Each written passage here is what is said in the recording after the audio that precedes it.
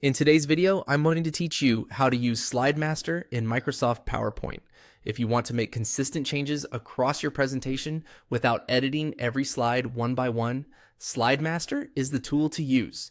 It gives you control over the overall design of your slides, including things like fonts, placeholders, backgrounds, and layout elements. Once you understand where it is and how it works, it can save you a lot of time. To get started, open your PowerPoint presentation and go to the View tab at the top of the screen. The View tab gives you access to different ways of working with your presentation, and this is where Microsoft PowerPoint places the Slide Master feature.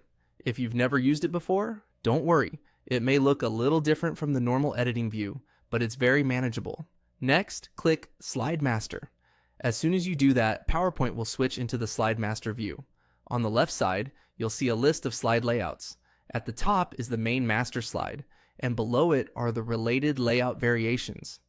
This is important because changes made to the top master slide can affect all the layouts underneath it, while changes made to an individual layout only affect slides using that specific layout.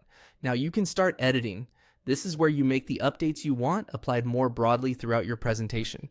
For example, you can adjust text formatting, move placeholders, change theme elements, or update visual components so your slides look cleaner and more consistent.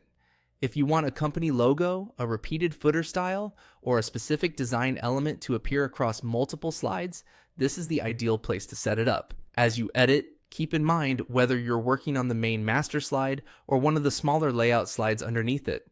That will determine how widely your changes are applied.